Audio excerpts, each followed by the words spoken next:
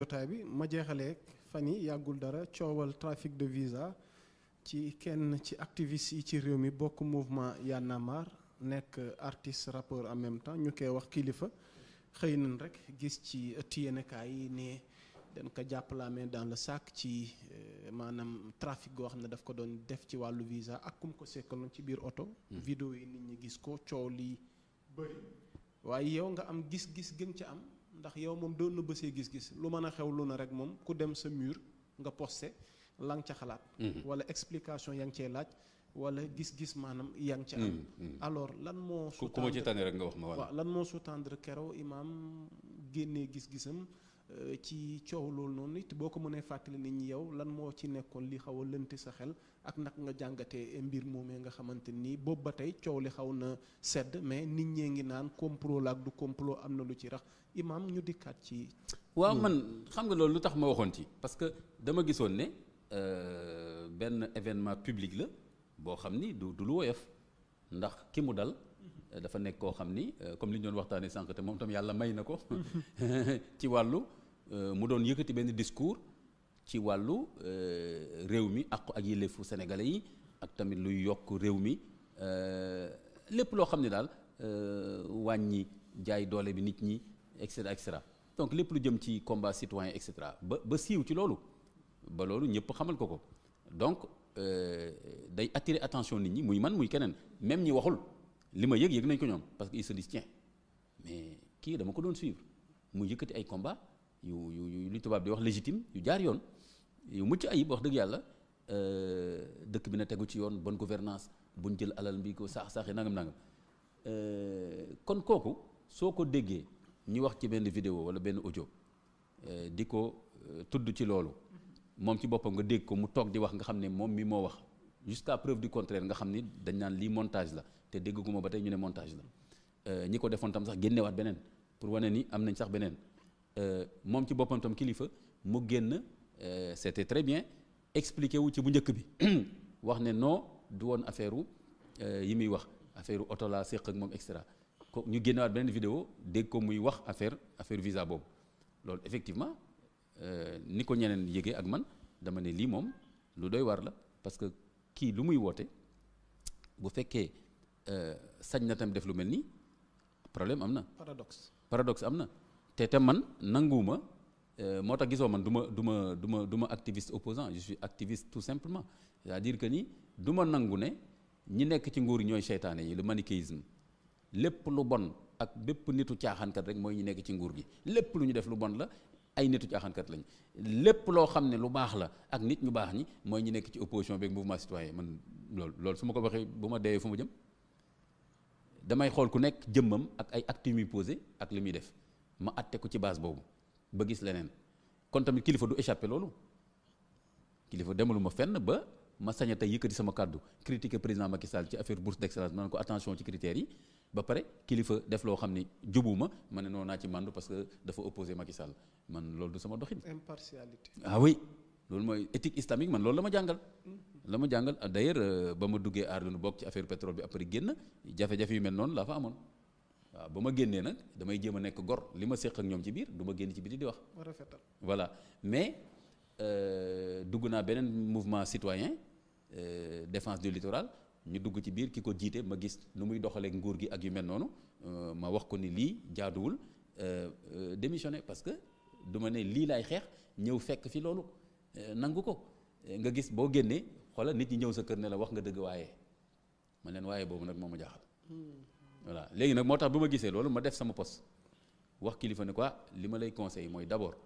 ñu ngi lay sargal di la delloo njëkkal ci combat yi nga doon mëne ba fi ma toll nii ñëpp ngi rafet njort ci yow. waaw parce que loolu lañ gis ci yow. loolu la seedeel. lii nag ma dégg gis ko ma ne quoi néew ma yaa ko def yaa ko wax mais bu fekkee ni laal nga ci kon juum nga bu fekkee laaloo ci dama tëdd na la bu fekkee nag laal nga ci kon xoolaatal sa bopp. nga présenté wu excuse peuple sénégalais parce que dafa am loo séq ak ñoom bu doon keneen du ma ci wax koo xam ne séqul ak sénégalais yi discours public bu fekkee loolu la li ma lay conseiller mooy que nga présenté sa excuse daal ne juum naa fii waruma woon dugg ci lu mel nii te loolu bu fekkee ni def nga ko nit ñi dinañ ko rafetlu soo ko deful it dana bàyyi jeexital ci yow parce que boo ko weddiwul ba mu set te excusé woo dina wàññi li tubaab di wax crédibilité maanaam bët bi la nit ñi doon xoolee parce que nit ñi kenn moomu leen. waaw nit ñi mën nga kii nii mais bu ñu demee seen kër ak li ñuy xalaat mënoo ci dara. loolu laa ko defal ci poste ma ne nag koo xam ni jokkoo nga ak moom te nga am contact am boo ko mënee jottali dana baax donc ba fi ma toll nii foofu laa toll mooy que ni ñii mëne combat yooyu duñ leen nangul ñu def lenn loo xam ni combat yooyu ñuy mëne ñun moom la ñuy bañal gaa yooyu donc man du ma nangu parce que nit ki ci nguur gi la su ko defee mu ñaaw ku nekkul ci nguur gi su ko defee ñu ne noonu nañ bàyyi noonu jarul coow loolu du ma ko nangu moo tax conseil boobu moom laay jox kilifa ba tey na seet boppam te aussi joxaat naa ko conseil est-ce que moom la appliqué wala déet moo xam mais joxaat naa ko ma ne ko bul wër ci plateau yi di défendre loo xam ni da lay rattraper jaru ko parce que souvent. VAR dafa xew de imam. voilà VAR dafa xew te souvent bu la yooyu dalee souvent da ngay am envie expliquer alors que da nga war a ne tekk réfléchir. te kii souvent s'explique. bu wax bi bëree rek. à la fois tu t'exposes mais tu t'accuses. tu t'exposes et tu t'accuses. voilà xoolal sunu yaay Mariam ci suba rek maa ngi woon ci benn article di presque li nga ma woo laa teg article du ñëw. kon dikk ci ñu waaw xoolal sunu yaay Mariam.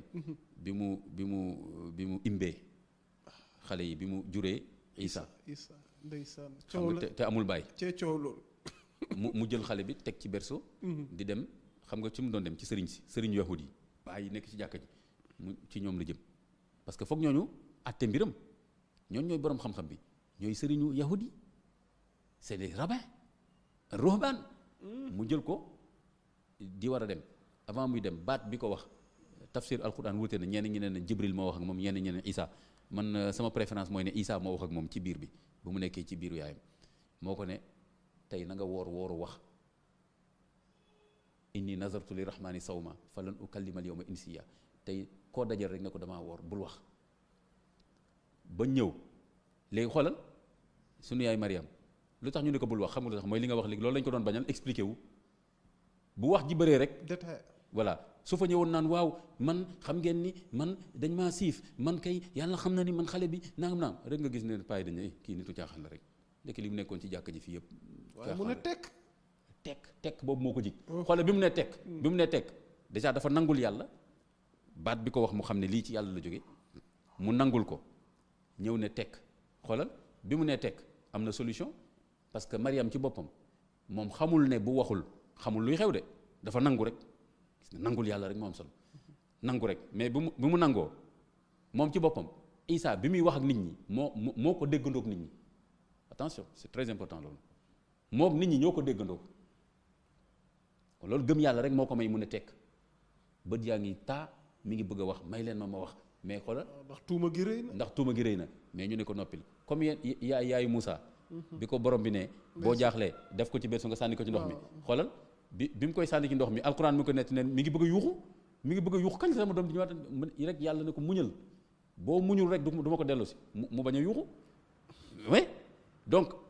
sunu yaay Mariam ba mu noppee solution ban moo am Isa expliqué wu au berceau liir bi wax à sa place l'enfant s'est exprimé au berceau inni abdullahi atani al kitab wax li muy wax yëpp wax joxe carte d'identité joxe carte d'identité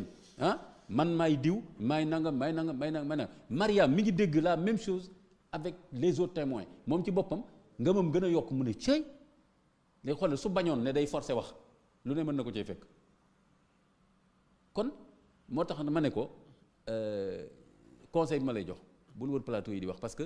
mën nga sax wax loo xam ni dëgg la sax mais ñu poser la benn question nga tarxis rek gars yi naa gis nga il est enfoncé parce que te des fois sax weddi dindiwul tuuma moo tax man de je trouve que silence bi mu jàpp nii depuis quelque temps man je trouve que c'est positif bon Y'en a marre tamit gis naa communiqué bi ñu def et je trouve que le communiqué aussi il est correct c'est responsable man de je trouve que c'est responsable parce que su ñu defoon communiqué deful dara woy wala boog lu mën a def tamit ñàkk maandu lay wala tam lu mën a def tamit ñii def nañu raw man yu mel noonu tam soo ko waxee rek man ma dellu ginnaaw parce que yow boo bëggee réew mi soppeeku doo tirer vers le bas dëgg la bokkuma ci moo gën ñoom def nañ man tam def naa kon nag man loolu laa wax ci affaire kilifa yi moo tax di ko ñaanal tawfiq jàpp ne lii bu fekkee moo ko def tarxiis la war na ci excuser wu parce que nit ñi dinañ ko xaar foofu parce que imaginez bu waraatee def benn sortie publique foog nit ñi dinañ xalaat lu muy wax ci loolu xam nga mënutoon génn léegi rek daal ne léegi gars yi léegi nañ mën a combat pour les élections rek gars yi ne nañ topp kilifa du yombee noonu kon il faut que mu régler problème boobu mais tekk bi fi nekk nii pour man ça veut dire que jël na temps réfléchir def introspection maintenant na xool nu muy def ak Sénégal yi par la suite quoi. am na solo imam ñu jeexal ak jamonoy hivernage dañ nekk ndox mi bëri na am na xalaat yi tukki woon ci nguur gi depuis daaw ngir ñu saafara waaye mel na ni askan waa ngi wëlbatikuwaat di laajaan nguur gi ni leen xaalis ga génnoon ngir saafara li fan la dugg milliards yooyu ndax gisuñu ci solution ak beneen point coow li bëri na ci wàll ñiy faatu ci yoon yi ndax yàggul dara mel na ni sax indi na réeroo diggante ñaari réew te yooyu bu continuer defe naa dina am lu muy jur ci loo xamante ni fa mu nar a jëmit du gën ci kenn kon ñaari tomb yooyu rek laay bëgg ñu tëjee jotaay waxtaan bi imam gis nga mbiru taw bi li may njëkk a wax déjà mooy même foofu tam damay relativiser gis nga aménagement bi mooy problème bëriwul boo bëri fii kaasu ndox sax boo ko turee fii léegi du dem kon ndox mi bëri na ci ban critère xoolal Dakar léegi tawatul presque Dakar léegi man je crois que ça fait presque 10 ans may jéem a xool un peu mais 4-5 taw lay def yaa ngi fàttalikul daaw rek ñaata taw la fi taw vrai taw quoi am na muy wis nii sax mais xoolal bu wisee nii 10 minutes rek nga gis doo mën a jaar fenn am na ay dëkk yoo xam ne day taw pendant 1 semaine 2 semaines te ndox du taa kon du affaire ndox bu bari ñun ñoo aménagé suñu dëkk bàyyi amul yoon bu ndox mi di jaar bàyyi ay nit dëkk foo xam ne yoonu ndox la canalisation yi jaarul fi mu war a jaar xoolal léegi la bétonisation de Dakar 10 mètres point E moo ci rawati fi ma dëkk fi nekk nii 10 mètres boo romb R+20 jëm kaw yooyu yëpp dafa laaj canalisation bu mu war a àndul ak moom ku am sa xaalis ñëw lijjanti ñu jox la sa permis de construire et cetera loolu la dëkk yi tamit gox-goxaat yi ñu bàyyi li ñu tuddee banlieue entre guillemets et cetera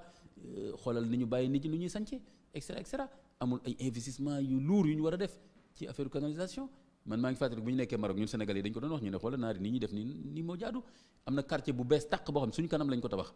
mais balaa nit di fa dëkk lépp réglé canal viable lépp réglé nga xam da ngay ñëw rek dëkk mais xoolal fii nii da ngay dëkk fenn ba pare lu nekk nga tojaat ko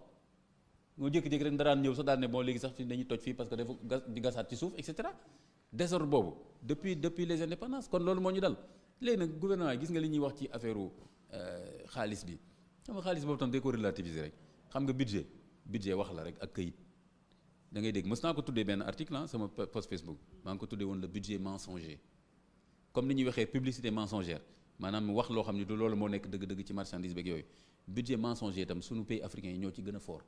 xam nga lu mu tuddee budget mensonger mooy loo xam ne diggee la ak loo xam ne dañ koy wut te sotteegul ñu ñëw ne gëmloo nit ñi ne am nañ ko wala par exemple nga ñu ne la 20 milliards pour les inondations après boo defee recherche moom yàgg nga gis la ñu ne non 2 milliards fi mu nekk nii moo nekk ci kees quoi ñu ngi wut 18 yi kon pourtant ngay wax population yi nga ni xoolal débloqué naa un budget de 20 milliards gis nga pays africain yi ni ñuy def ak seen population yi donc loolu du ñàkk tamit ci affaire budget inondation yi milliards yooyu yëpp ñuy wax il faut ñu expliquer ñu nan la demee donte woon tamit nag def nañ quand même ay effort parce que avant vraiment ça je le reconnais avant régime Macky Sall côté infrastructure moom ndax saa yoon na trop ci réew mi même boo demee ci côté Dalifort ba jëm ci kaw yëpp nii def nañ ay aménagement ak ay gas nañ fi ay canalisation yu bari te c'est vrai que am na ay temps ni mu doon gën a inondé ci yenn gox yi wàññeeku na bu baax man tam loolu tam da koy feeñal loolu tam c'est bokk na ci bu baax a baax mais dafa am liggéey yoo xam ne dafa jafe rek parce que dès le départ am na loo xam ne boo ko deful rek da lay rattraper même boo gasaatee même boo tojaatee donc il faut nga ñëwaat fa tojaat encore parce que nangam ak nangam ana plan bi yooyu yëpp désordre boobu yëpp moo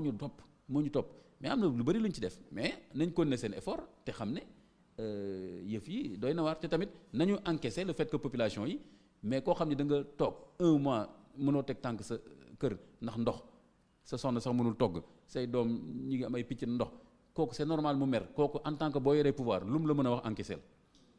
encaisser parce que loolu lay dund et que tamit léegi yow en tant que pouvoir public yaa war a trouver solution pour loolu même ñi nga xam ne dañoo dëkk foo xam ne jaaduwul pouvoir public bi leen bàyyi ñu dëkk fa moo premier responsable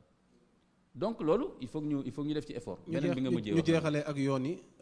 yi li ñuy rey bëri na. ci nit ñi la ci yoon yi la état yi la part de responsabilité fan la situé wu. Afrique xam nga problème Afrique loolu la Afrique côté boo ko xoolee rek am na problème mais état yi déjà mais gis nga fi mu nekk nii par exemple Sénégal mooy desservir Mali ak sax je pense Mauritanie ak sax même Guinée-Bissau ci bëri donc camions yu mag yooyu yëpp noonu dafa am nu mu war a circuler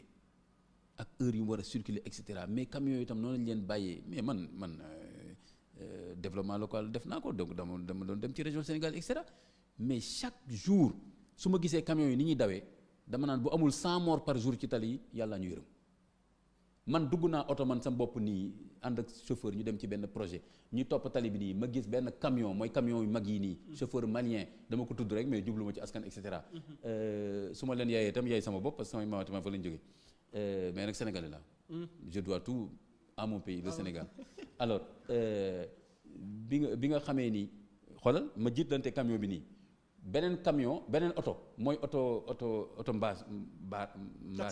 yooyu oto bâche yooyu moom ay jigéen yu yore seen i marchandises ñenn ñi sax ñuy boot doom ak ñeneen tool camion bi topp leen di klaxonné kooku pour mu wàcc tali bi te tali bi nii la tolloon te kooku su wàccee ci suuf si dana la jëm nii mais man ni dama mujj sëgg dama ne chauffeur mais kii camion bi li muy def nii moo ko tey mais ba ñooñu dañu doon yuuxu ñu nekk ci ab bâche bi dañu doon yuuxu chauffeur camion mën na nii xool ko muy reetaan mënoon na leen écraser foofu te bu leen écraser woon tam day wax ne rek que ni non ñoom ñoo deful nii et cetera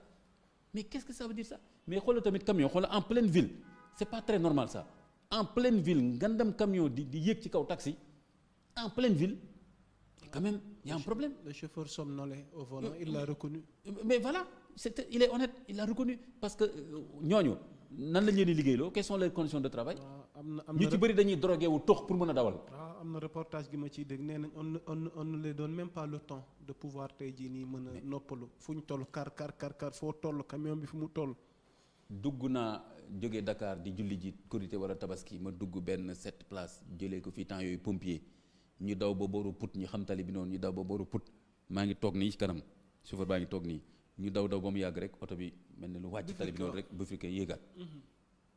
ma ne bon tiens c'est bizarre parce que amul xam nga jour yooyu doo bëri circulation dara nekkul suñu kanam amul dara ma ne qu'est-ce qui fait que oto bi jékki-jékki def nii ñu dawaat 10 minutes après oto bi defaat noonu wàcc noonu yéegaat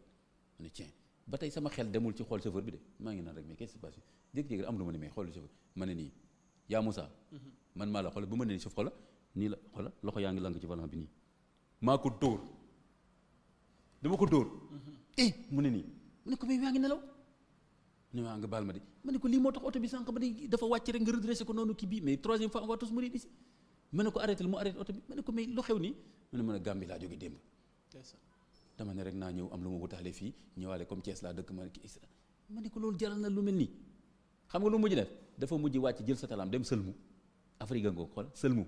xoolal dem ci bitik ba jënd si ngoom ak benn tàngal man taxaw ma di ko màcc di yëy noonu la ñu nekk di mën ne ko nag defal ndànk rek noonu la ñu dawee ndànk ba dugg si Thiès lii ça te donne ce que ça peut donner donc gros camions yi nañ leen wutal des voies ak des horaires yoo xam ni yu dégagé ñu moytu di dajeek oto yu ndaw yi ba pare tam nañ contrôler seen frein yeeg yëpp noonu c'est tout un programme loolu tam wax naa ko sama page Facebook bu yàggu ma ne c'est tout un programme suñu ministre bi du question affaire rek waaye danañ ko jàpp yóbbu ko justice wax na ko. visite technique yi. mais tous les jours ñu jàpp leen yóbbu police prévention routière bi maanaam chaîne la donc bu dee yóbbu police rek la. yow ki nelaw ci otoom ba ne reconnaître ko kooku. yóbbu police taxul bakkan yi dem di kàddu. waaw kay. loolu nag ça me permet tam ñu conclure ci loolu mooy tamit. vendetta itam fayonte bi tam jaru ko parce que ngor mayuñu ko dëkkandoor mayuñu ko diine mayuñu ko tey sénégalais boo xam ne amul mbokk Mali bëriwul malien boo xam ne itam amul ku mu bokkal fi Sénégal bëriwul. yàggul dara fédération du Mali amoon na fi. waaw gis nga te dara yàggul. voilà kon benn lañ. lu mel noonu te loolu am nii. camion boobu mënoon na doon benn chauffeur sénégalais mu dal ci ko benn taximan. en ce moment tam population moom gaa léegi noonu dañuy def lynchage public ak yu mel noonu. donc nañu moytu yooyu parce que suñu ko defee ñooñu fii. ñooñu tam def ko Sénégal fële yéen a ngi fàttaliku Sénégal Mauritanie. ñaata bakkan lañu. ñaanuñu yàlla mu amaat. du fu nekk ni Mauritanie ñëwaat Sénégal ñii di jàng ñii di jaay. Sénégal yaa ngi ñëw de. waaw kon nañu bàyyi xel te mais loolu surtout population xam nga population mën na ko contrôler. kon man ñi may gën a jox responsabilité mooy les pouvoirs publics kon ministres yi présidents yi ak képp koo xam ne ban recommandation tey. ñoom ñoo war a appeler les populations au calme de part et d'autre ba pare nag ne leen lépp lu ci yoon war a def nañ ko def. ba pare nag léegi jël les mesures de prévention nag chaîne boobu ngay wax pour que. waaye ñun tamit ñu respecté ko imam. mais oui bien sûr. ñun population bi tamit nañu fexe. justement waaw. gis nga am na koo xam ne jël na yatam. waaw di dóor chauffeur ba. wala xaw ma lan bu tegee yat bi ba doxal tuuti rek nga gis ko mu ngi def lu ko neex waaw kon tam yooyu tam problème nooy problème éducation citoyenne la. dëgg la imam fooy tàggatoo. di gërëm ñëpp di baalu àq ñëpp di baalu àq ñëpp di ndokkeel umma bi yëpp ci bisu Ashura bi di ñaan borom bi nangu ñu suñu jaamu yàlla defal ñu atum tawfiq dàqal ñu Covid bi waaye itam nañu wàccoo ak les mesures barrières prévention islam jàngale na ko nañu moytu itam les fausses informations vaccin bi lii vaccin bi lee te xamoo ci dara jànguloo ko yal nañu yàlla may itam nawet bu naat mais vacciné wu nga imam bu àndul ak inondation yu bari vacciné wu nga maa ngi ci yoon bi ah kon baax na xoolal ñun suñu jàkk sax dañu fay programmer ay séances de vaccin de vaccination samedi bi passé rek sax waaw c'est sûr que tu maa nekk bu ci di nga vacciné incha allah waaw baax na kon imam bëgg nañ ci wuyu si gi ndax sa kër gi moom sa kër la ndax waxtu wu ne buñ la soxlaa rek nga yombal. moo tax su ma ñëwee fi gis nga damay wax ba. ñu ngi jaajëfal Abdoulaye Seck mi nekk ca régie ba